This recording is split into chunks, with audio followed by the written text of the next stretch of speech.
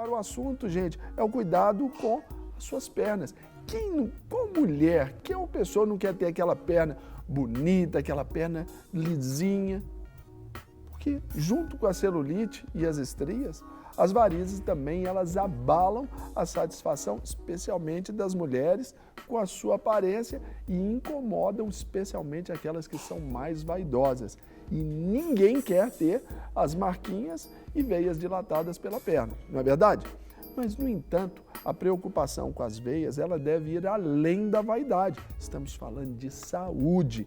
E para falar sobre esse assunto, quem está conosco é a angiologista Lívia Lira. Doutora Lívia, obrigado pela presença, uma honra, um prazer conhecê-la. Deus abençoe, fique à vontade. Muito obrigada pelo convite, é um prazer estar aqui com vocês. Esclarecer um pouco desse tema, que realmente é uma queixa muito comum, especialmente nas mulheres que são mais acometidas por esse Qual que é a problema. prevalência aí entre mulheres e homens? Então, as mulheres, as varizes podem aparecer em cerca de 60% das mulheres. Em relação aos homens, 35% a 40% dos homens podem ser acometidos, mas é bem mais comum nas mulheres. Incomodam mais as mulheres. Incomodam, pelo menos, né? É. E como eu disse, não é só uma questão de vaidade, é uma questão também de saúde e precisa ser muito bem observado. Então conta pra gente o que é a varize e como se forma, como que se dá esse processo. Então, para a gente entender um pouco do que são as varizes, a gente precisa entender o que são as veias. Porque as varizes são as veias danificadas, alteradas. Então, as veias são os vasos responsáveis por fazer o sangue voltar da perna para o coração. Isso é feito através da contração da panturrilha. A batata da perna funciona como o coração da nossa perna. E diferente do nosso coração, que bate espontaneamente sem o nosso comando, a batata da perna, a panturrilha, ela só contrai quando a gente movimenta. E a cada contração, o sangue sobe de volta para o coração contra a gravidade. Então, a gravidade ainda prejudica o retorno do sangue. Então, a cada contração, o sangue desceria pela perna. Então, às vezes, ela possui válvulas que seguram o sangue no intervalo entre uma contração e outra. Então, quando essas válvulas estão danificadas, o sangue não sobe de maneira adequada e isso traz uma dilatação na parede do vaso, um enfraquecimento. Então, as veias ficam tortuosas, dilatadas.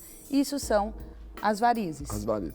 Lembrando aí que a gente falava aqui, a panturrilha ou a conhecida batata da perna também é chamado como nosso segundo coração. O coração da perna. É o coração da perna que é responsável por mandar o sangue de volta. Ó, segura em cima aí. Exatamente. Agora, doutor, fala pra gente também sobre as consequências do não tratamento aí das varizes. Então, as varizes, elas podem se apresentar simplesmente como uma queixa estética, não associada a nenhum sintoma. E isso são os quadros mais leves e que, na realidade, são bem comuns. Pacientes que chegam simplesmente por uma queixa estética.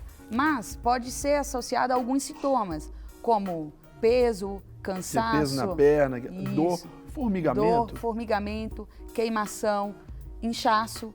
Então, e isso pode também se apresentar em casos mais graves, como uma úlcera, uma ferida na perna. Tem pacientes que realmente apresentam feridas na perna próxima ao tornozelo, principalmente, e que muitas vezes é de difícil tratamento e se torna um problema na qualidade de vida desses pacientes. Agora, nós temos algumas imagens também de alguns problemas identificados nas veias danificadas. E eu gostaria que a senhora comentasse pra gente. Senhora não, né? Você não é tão nova, aqui quase que ela ia brigar comigo aqui. Que você falasse pra gente ali. Comenta essa imagem, por gentileza. Só pedir a Jéssica para virar um pouquinho para cá. Então, aí a gente está vendo uma imagem utilizando um aparelho que chama uma realidade aumentada, que ele capta o movimento das hemácias que entram dentro do sangue e esse aparelho ele projeta uma imagem em tempo real na pele. Então a gente vê ali as veias tortuosas, as varizes. Esse aparelho, inclusive, ajuda no diagnóstico do problema e no tratamento também. Ele guia o tratamento.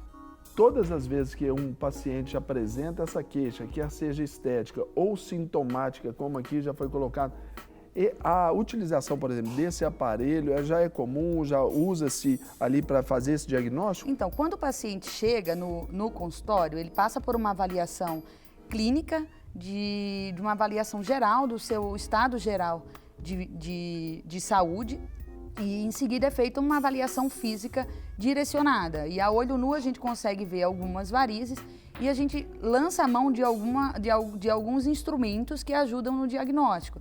Seja a realidade aumentada, seja o fleboscópio, que é uma luz de LED que deixa a pele um pouco mais transparente, e essa transparência facilita a visualização. E a gente também utiliza ultrassom para conseguir visualizar as veias que são mais profundas e avaliar o comprometimento das safenas, se existe algum indício de que o paciente possa ter tido alguma trombose ou que esteja em vigência de um quadro de trombose. E a partir de toda essa avaliação, é traçado um plano de tratamento para esse paciente, lançando mão de diferentes técnicas a depender do quadro clínico. E cada um é cada um. Então, Exatamente. por falar em técnica, vamos dar só uma olhada na próxima imagem, por gentileza. Explica pra gente essa imagem, doutora. Então, esse daí é o fleboscópio que eu falei. Então, o aparelho anterior à realidade aumentada é um aparelho de tecnologia mais avançada, então é um aparelho bem mais caro. E esse aparelho é um aparelho mais simples, que é uma luz de LED, mas que dá essa transparência na pele e a gente consegue visualizar as veias que estão a até 3 milímetros da pele, de distância da pele. Olha, muito interessante. Tem mais imagem pra gente? Olha só essas daí. Então, isso daí é uma imagem que mostra como que ocorre a trombose em viagem longa. Isso é uma dúvida muito frequente dos pacientes. E o que não é necessariamente, então, uma varize. Não. Então, já é uma trombose por causa daquele movimento ali estático. Isso, e ali a gente vê uma imagem de uma senhora num avião e é comum acontecer, não comum na realidade, mas pode acontecer em viagens muito longas, que a gente passa muito tempo sentado, é um fator de risco para acontecer trombose. Então, o fato de você ficar sentado, não movimentar a batata da perna, o sangue fica estagnado e essa estagnação leva à formação de coágulos, trombos dentro da veia, que pode ocluir e se for e se ele deslocar, pode ir para o pulmão e causar embolia pulmonar. Agora, doutora, a gente trabalha aí também muito com essa história de mitos e verdades. A questão principalmente até pela prevalência maior aí em mulheres, a questão do uso do salto. Isso aí é uma dúvida muito frequente também. Na realidade, não existe na literatura nada que mostre a relação do salto com as varizes. Mas, na realidade, o salto, ele muda a dinâmica da caminhada. Ele muda a posição do pé, a posição do tornozelo e a forma como a panturrilha contrai. E quando ela não contrai de forma eficiente, acaba diminuindo um pouco o retorno venoso.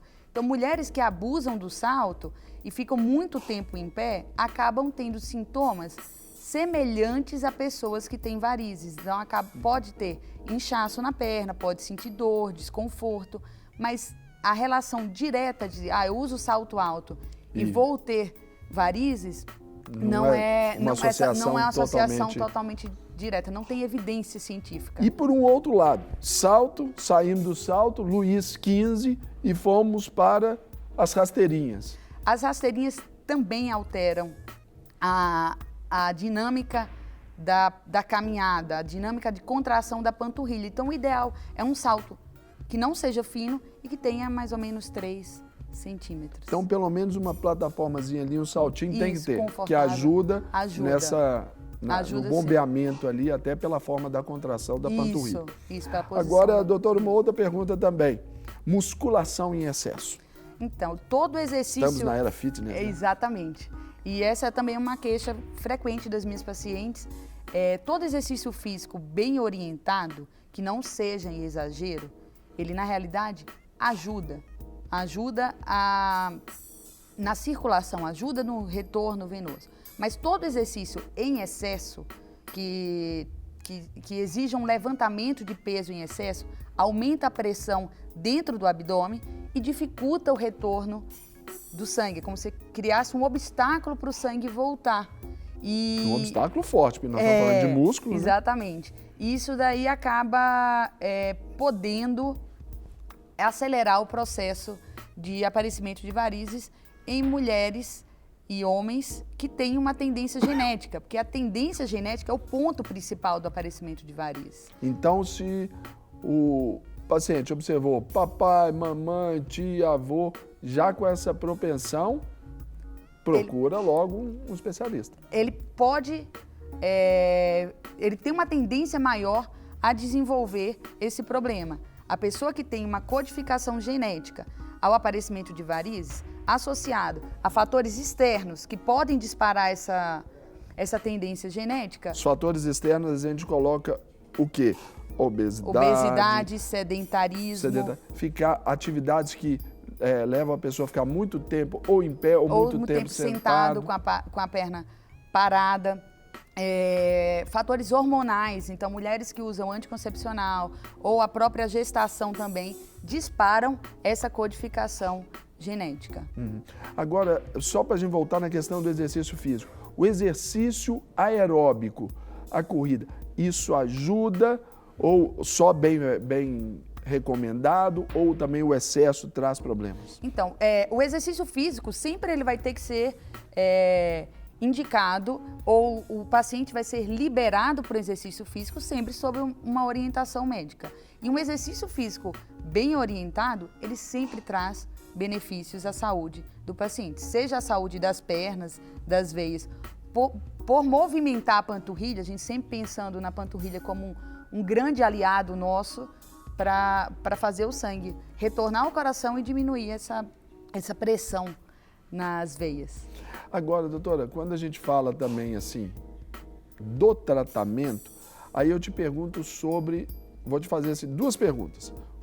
Uma pessoa fez ali o tratamento ali, até cirúrgico, dali das veias, das varizes ali, tirou os vasinhos, fez todo aquele procedimento. Pode voltar? Uma pergunta. A segunda, o tratamento, o cuidado, a manutenção, especialmente com a utilização daquelas meias de compressão. Tá. Então, respondendo à primeira pergunta, isso é frequente, o paciente chega no consultório e fala, mas eu vou tratar e nunca mais vai aparecer? Então, assim, pensando no que causou, a gente pensa na tendência genética. E a tendência genética, ninguém tem como descodificar essa tendência. Ainda não, né? Então, uma vez que a gente trata, a gente ameniza o problema. Um ponto importante, o tratamento nunca entrega um resultado de 100%, de sumir tudo. É muito difícil entregar um resultado de 100%. A não ser que sejam em questões pontuais e mínimas, não é? Exatamente. Mas é difícil chegar a uma perna de 15 anos de idade, né? Então, a gente resolve o problema que está em vigência e pensando que existe uma codificação genética, novos vasos podem aparecer, sejam aqueles vasinhos pequenininhos ou sejam varizes alguns maiores. Ali até que já estavam propensos, mas não foram descobertos nem tratados, esses podem evoluir. Então, assim, a gente tratou o que estava com problema e o que ainda estava bom pode vir a adoecer. Então, um ponto muito importante no tratamento das varizes é entender que, de fato, é necessária uma manutenção, é necessário sempre visitar o cirurgião vascular e o angiologista. A questão do uso das meias de compressão, ele de fato é eficaz, ajuda? A meia, ela age exatamente no coração da perna, na panturrilha. Então, ela ajuda nessa contração da panturrilha. E a meia vai agir principalmente naqueles pacientes que têm sintomas, seja de peso, de cansaço, queimação, de dor. Então, ela é eficaz para os pacientes que sentem algum desconforto. Em relação àqueles vasinhos pequenininhos, a meia ela não previne o aparecimento dos vasinhos, não. Os vasinhos estão muito mais associados a questões hormonais de exposição hormonal. A questão já física ali, fisiológica do paciente. Isso. Ponto. Agora, a meia só vai ajudar no caso aí de sintomas. O paciente que vai fazer uma viagem muito longa, viagens acima de 6 horas são viagens que levam ao risco de trombose, por exemplo. Então, o uso da meia durante a viagem, durante o período que o paciente está dentro do avião, é muito importante na prevenção da trombose. Assim como tomar muita água, de vez em quando levantar no avião e fazer uma caminhada, evitar o uso de bebida alcoólica também, que leva à desidratação. Tudo isso ajuda na prevenção. Na prevenção. E a meia é importante nisso. Para receber todas as novidades do canal, inscreva-se e se curtir o vídeo, clique em gostei. Aproveite para acompanhar a Rede Super nas redes sociais.